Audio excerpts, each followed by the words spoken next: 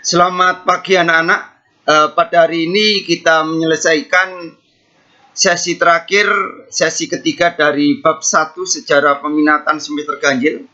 Di mana sesi yang kedua kemarin kita bicara tentang konsep sejarah, ada 3 unsur sejarah, ada 3 tolong dipelajari yang terdahulu ya. Jadi ini sesi ketiga ya. Kita bicara dengan modernisasi dalam sejarah. Itu ada beberapa hal ya, yaitu periode ya. Ini adalah penentuan penanggalan kurun waktu yang akan diteliti. Jadi dalam sejarah modern kita ini, bahwa periodisasi itu penentuan penanggalan kurun waktu yang akan diteliti ya. Kemudian penetapan kurun waktu kejadian atau peristiwa. Contoh periodisasi ya. Orde Lama Pak Karno itu mulai tahun berapa sampai tahun berapa ya.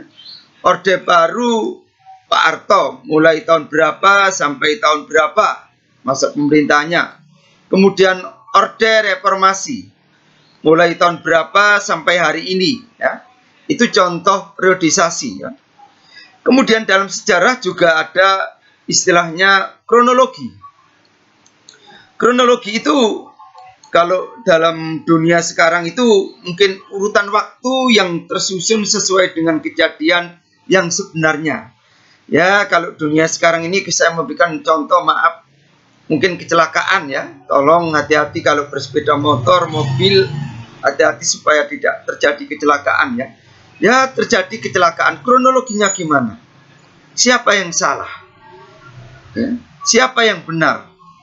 Ya, ini kronologinya dalam kehidupan kita sehari-hari.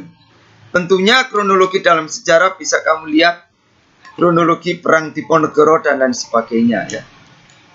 Nah, dalam sejarah itu ada yaitu sejarah sebagai ilmu. Sejarah sebagai ilmu ini punya objek ya. Punya teori, punya empiris, punya metode. Ini sejarah sebagai ilmu.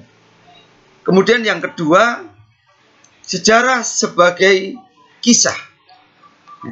Sejarah sebagai kisah ini kita tampilkan kembali.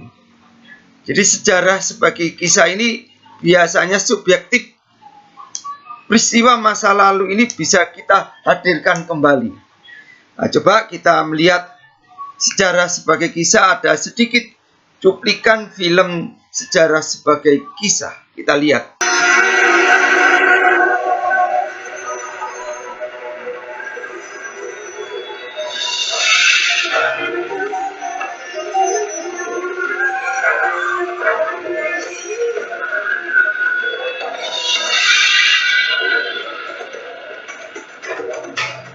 Ini perang Diponegoro dihadirkan kembali.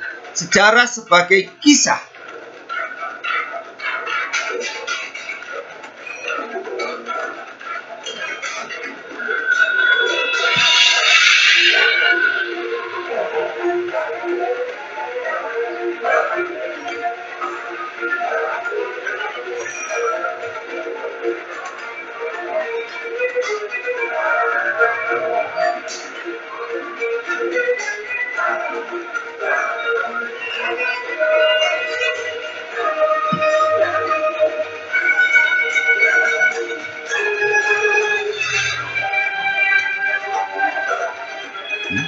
Saya kira sejarah sebagai kisahnya ini aja, saya yakin film Diponegoro yang dihadirkan kembali ini pasti ada bumbu-bumbunya supaya orang yang melihat ini terkesan ya.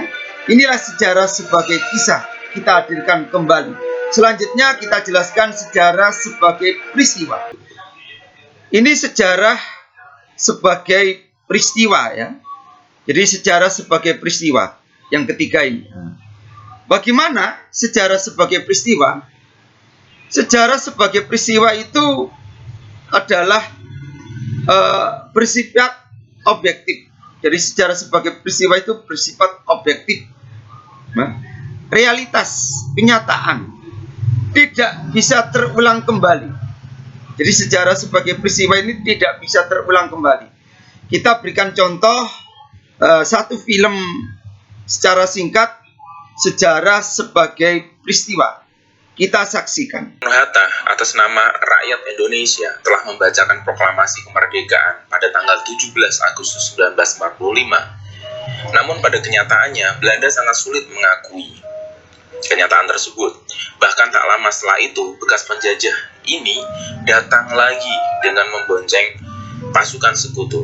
Tujuannya tak lain adalah ingin menguasai Indonesia kembali.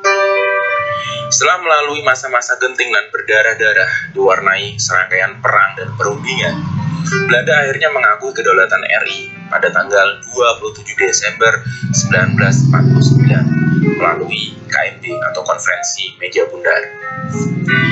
Namun pengakuan kedaulatan itu tak hanya memberikan kelegaan bagi bangsa Indonesia, tapi juga warisan utang pemerintah kolonial Belanda yang cukup besar. Inilah sejarah sebagai peristiwa. Selanjutnya kita lanjutkan, yaitu sejarah sebagai seni. Ini yang keempat, sejarah sebagai seni ya.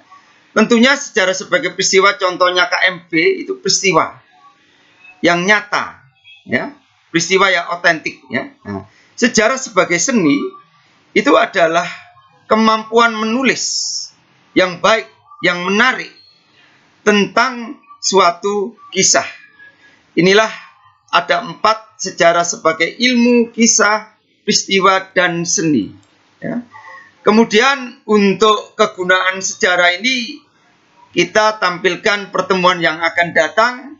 Semoga materi sesi ketiga ini bisa menjadi kekuatan bagi kalian untuk mempelajari. Mungkin kegunaan sejarah ini kita masukkan besok pagi, yaitu sesi keempat. Terima kasih.